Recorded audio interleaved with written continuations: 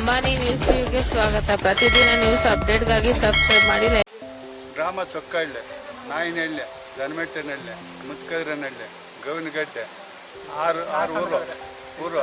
ನಾವು 60-70 ವರ್ಷದಿಂದ ನಾವು ಕೂಲಿ ಕೆಲಸ ಮಾಡಿಕೊಂಡು ಜಮೀನುಗಳು ಮಾಡಿಕೊಂಡು ನಾವು ಇದ್ದೀವಿ. ಇವತ್ತು ಅದು ಕಿತ್ಕೋಬೇಕಂತೇಳಿ ಟೌನ್ಶಿಪ್ ಮಾಡಬೇಕಂತೇಳಿ MLA ಅವರು ಬಂದಿದ್ದಾರೆ.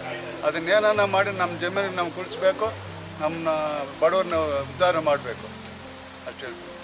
ಮಾನ್ತೋಪ್ಗಳಿವೆ, ಎಲ್ಲ ಭೂಮಿ ಎಲ್ಲ ಉಳುಮೆ ಮಾಡ್ಕೊಂಡು ತಿಂತಾ ಇದ್ದಾರೆ. ವ್ಯವಸಾಯ ಮಾಡೋದು ಸೆಲ್ವಾದ ನಾರಾಯಣ ಸ್ವಾಮಿ ಅವ್ರು ಭೇಟಿ ಮಾಡಿ ಏನು ಹೇಳಿದ್ರು ಅವರು ಈ ಸಲ ಬರ್ತೀವಿ, ನೀವು ಇದು ಮಾಡ್ಕೊಂಡ್ಬಿಟ್ರೆ ಅಲ್ಲ, ಒಂದು ದಿನ ಬರ್ತೀವಿ, ಆರ್ ಅಶೋಕು ನಾವು ಬರ್ತೀವಿ ಅಂತ ಹೇಳಿದ್ದಾರೆ.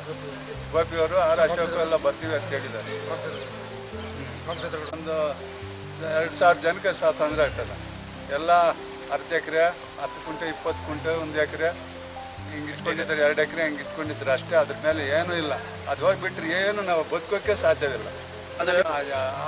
ಸೆಲ್ವಾದ ನಾರಾಯಣ ಸ್ವಾಮಿ ಅವರು ಆರ್ ಅಶೋಕ್ ಅವರು ಬರ್ತೀವಿ ಅಂತ ಹೇಳಿದ್ದಾರೆ. ಅದರಲ್ಲಿ 70 ಜನಕ್ಕೆ ಸಾಗುಬಾಳಿ ಚೀಟಿ ಕೊಟ್ಟಿದ್ರು, ಅದು ಡೂಪ್ಲಿಕೇಟ್ ಅಂತ ಹೇಳ್ತಾ ಇದ್ದಾರೆ ಇವರು.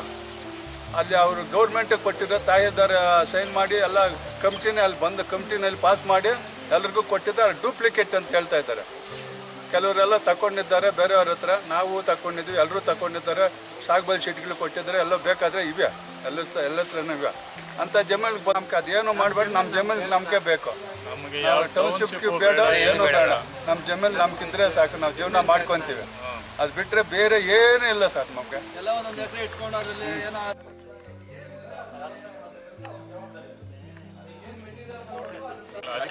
ಅಧಿಕಾರಿಗಳು ಹೇಳ್ತಾ ಇದ್ದಾರೆ.